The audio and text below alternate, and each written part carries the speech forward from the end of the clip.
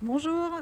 Alors aujourd'hui, je voulais vous parler de karma et de vie antérieure. Alors, est-ce qu'il faut croire au karma? Est-ce qu'il faut croire aux vies antérieures? Voilà, quelle opinion on peut se faire dessus?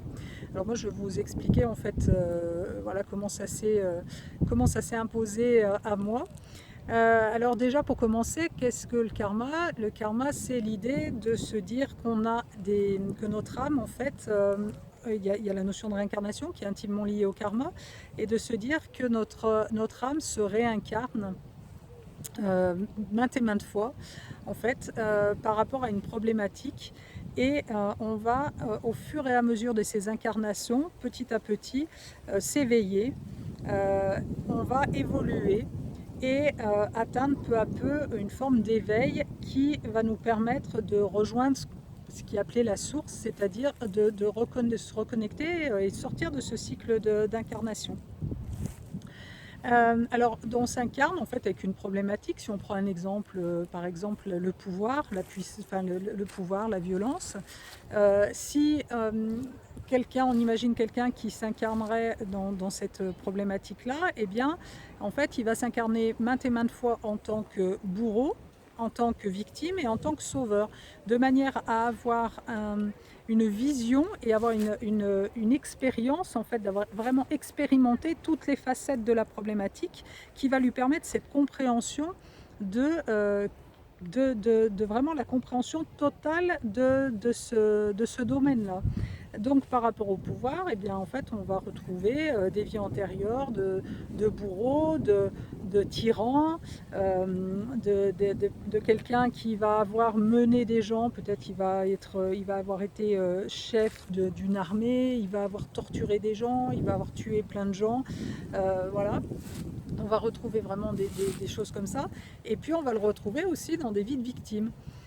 Où là, il aura au contraire expérimenté voilà, d'avoir subi, d'avoir été assassiné, d'avoir été torturé, d'avoir subi des violences, d'avoir subi un pouvoir au-dessus de lui. Et puis il aura aussi certainement expérimenté des vies de sauveur, où il aura aidé des personnes à s'extirper à un moment donné d'une forme de pouvoir, de contrôle enfin, trop présente, voilà. Et donc, à un moment donné, quand on dépasse ça, quand on a fait quand on a fait le tour, il arrive une vie. Alors généralement, c'est dans une vie de victime, parce que c'est dans les vies de victime généralement qu'on bosse sur soi, parce que c'est là où c'est le plus inconfortable. Et honnêtement, le travail sur soi, c'est une remise en question. C'est quand même pas toujours agréable, donc on le fait. Et quand on n'a pas trop le choix, parce qu'on se sent tellement mal ou inconfortable dans notre vie, que du coup, on sait qu'on n'a pas d'autre choix que de bosser sur soi pour s'extirper, voilà, sortir et gagner en confort de vie et améliorer les choses. Et à un moment donné, eh bien, quand on sort, quand on s'extirpe, enfin, dans cette vie-là, cette vie où on commence à avoir cette compréhension, eh bien, en fait, on prend du recul et de la hauteur. C'est comme si on imagine une pièce de théâtre et vous montez au balcon. Vous êtes à la fois en retrait et à la fois en hauteur. Et vous avez la vision de la scène qui est vraiment parfaite, parce que vous voyez tous les détails, vous le voyez sans être impliqué dedans, mais en fait, vous voyez vous jouer vous voyez-vous jouer en fait dans cette pièce de théâtre, dans ce scénario, et vous dites non mais c'est pas possible, non mais là moi je joue plus. Je reprends mes billes et je sors de ce contexte-là, je veux plus ça. Et on se rend compte de qui nous fait jouer quoi, enfin voilà, de comment tout est super bien ficelé. Le scénario est toujours magnifiquement bien ficelé, c'est assez magique à repérer et ouais, vraiment de voir en fait toutes les interactions, etc. Donc tout est toujours cohérent, hein, il y a une forme de cohérence dans tout ça. Et à partir de là, eh bien, on n'est plus la proie de nos petits démons intérieurs, en fait, de toute cette ombre en fait qui nous manipulait. Et du coup, c'est là qu'on peut commencer à vivre.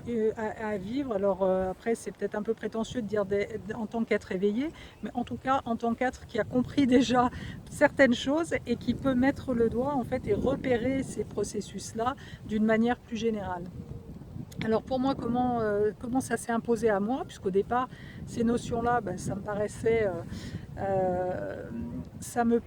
ouais, je trouvais ça sympa quand on me parlait de vie antérieure, tout ça, je trouvais ça plutôt, le concept plutôt sympa, mais ça me paraissait un peu mythique, quoi. Je ne voyais pas vraiment la réalité de ça. Et puis un jour, donc je dirais, ça fait une quinzaine d'années que je fais ce travail de développement personnel, que je bosse sur moi. Et à peu près à mi-parcours, j'ai été en but. À un moment donné, ça n'avançait plus. Et pendant presque une année, mais vraiment, je sentais que ça n'allait toujours pas, qu'il y avait toujours des choses qui bloquaient, et vraiment que j'arrivais pas à faire, une marche que j'arrivais pas à passer. Et à un moment donné, ben, j'ai rencontré donc des gens qui m'ont fait bosser sur les mémoires, qui faisait ce travail donc de libération des mémoires et de pacification en fait, des mémoires. Et bien là, en fait, c'est en nettoyant des mémoires de vie antérieure que la marche s'est passée. Mais elle s'est passée malgré moi, c'est-à-dire qu'elle s'est même passée sans que je m'en rende compte. C'est-à-dire quand on nettoie les mémoires, en fait, nos cellules vont se régénérer sans cette charge énergétique, sans cette charge, ce qui fait que c'est très physiologique. On ne se rend même pas compte qu'on change. Et un beau jour, quand on est de nouveau face à la problématique, eh bien, on se dit, mais au fait, ben non, mais voilà, avant je ne pouvais pas, et je ne peux pas dire oui, et maintenant je peux. Imaginez, je sais pas, vous avez le vertige, on travaille sur le vertige, la problématique du vertige.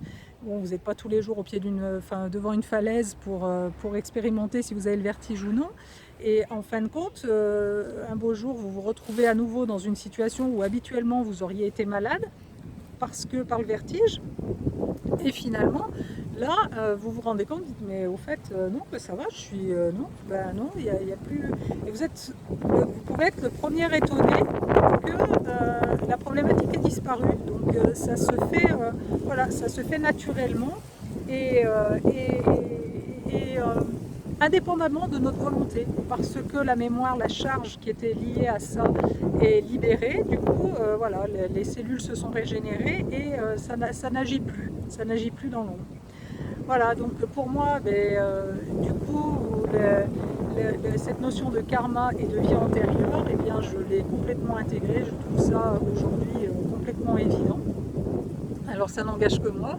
Et voilà, je vous laisse sur ces paroles et je vous laisse dans ces réflexions.